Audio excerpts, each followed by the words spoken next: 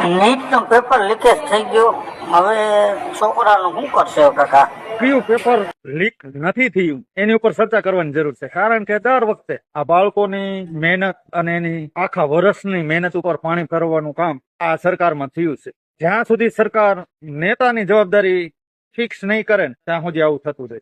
જે paper leak થાય એટલે તરત જ પ્રધાનમંત્રીને 80 મિનિટે પોતાની જવાબદારી સમજીને રાજીનામું દઈ દેવું જોઈએ કે આ મારી બેદરકારીના હિસાબે આવું થયું છે, હું રાજીનામું આપું.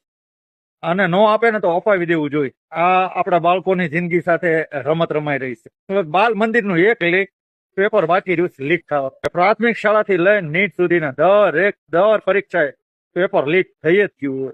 એટલે આ લોકોને શરમ શું કહેવાય ની ખબર નથી પડતી. શરમ તો લાગતી ને, કારણ કે નહીતર તો કઈક એવો કાયદો બનાવે અને આ પેપર લીક કરવા વાળાને જિંદગી બરબાદ થઈ જાય અને એ ક્યાંય ન રહે. એના ઘર ઉપર બુલડોઝર ફેરવી દેવા જોઈએ.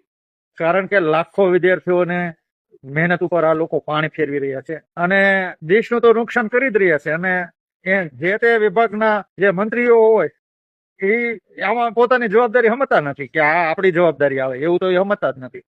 નાની માછલીઓને પકડી અને એને સજા કરશે, મોટી મગર્યું બચી જાય. કરોડો રૂપિયાનો, અબજો રૂપિયાનો ખેલ હોય આની પાછળ.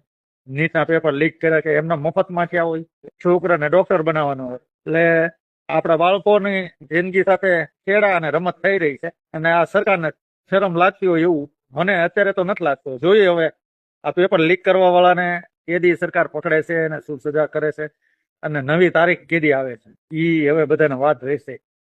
બહુ ખરાબ થઈ રહ્યું છે મિત્રો, ને આવું થવું જ ન જોઈએ. પણ શરમ લાગે તો ને, આ લોકોને શરમ ને સર્કિટ જે આવે ને ટ્રાન્ઝિસ્ટર એ ઉડી ગયા છે.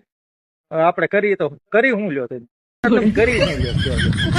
હા વાત છે. જય માતાજી મિત્રો. વિડીયો સાચો લાગે શેર કરી દેજો, લાઈક કોમેન્ટ કરવાનું ના ભૂલતા.